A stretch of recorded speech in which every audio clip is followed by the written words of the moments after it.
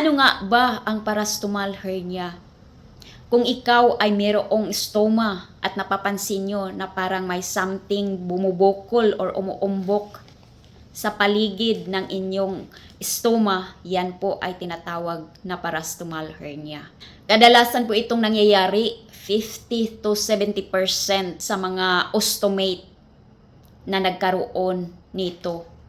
Nang dahil ay noong binutasan tayo sa tiyan natin, humihina yung kalamnan, yung muscle ng tiyan natin humihina. Kung kaya yung bukol na yan, yung umbok na yan, yun ay part ng bituka natin na parang gustong lumabas din. Nagamit ko itong belt para ma-support at maiwasan na mas lalong lumaki ang parastomel hernia ko. Nang dahil ay active ako, full day akong nagtatrabaho kaya gumagamit ako nito. So mayroon akong kapwa ostomate na nagtanong sa akin kung ano ang belt na ginagamit ko. Mayroon po akong dalawang klase na ginagamit. Yung isa is wrap around.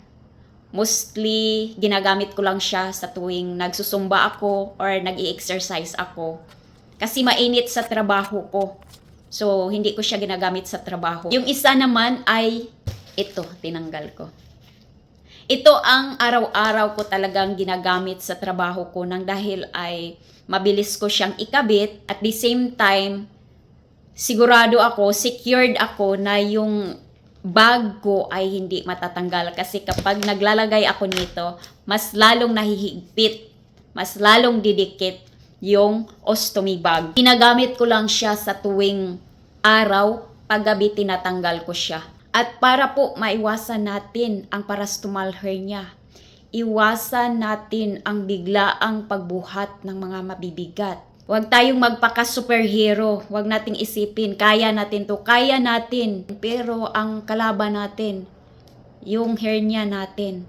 Kapag inuubo kayo or binabahing kayo, isupport nyo yung stoma nyo, hawakan nyo, or di kaya yung tinuro sa akin ng ostomy nurse ko, ihahag nyo yung unan. Siyempre, kapag wala tayo sa higaan, wala tayong mahag na unan. So, gamitan nyo na lang yung palad nyo, isupport nyo sa stoma nyo kapag nabahing or naubo kayo. Napaka-importante din na i-maintain natin ang tamang timbang natin. Kaya, kailangang i-manage natin yung mga kinakain natin.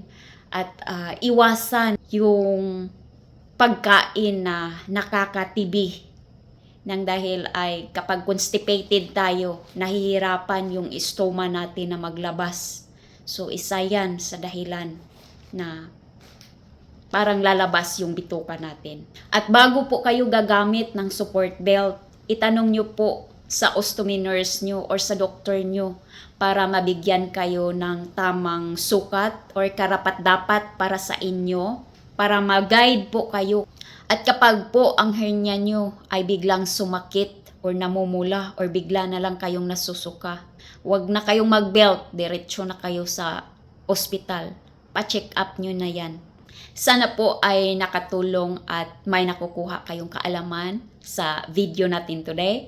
Sa lahat ng lumalaban ngayon, manalig lang tayo kay Lord at follow nyo ako para sabay tayong lumaban. Maraming salamat.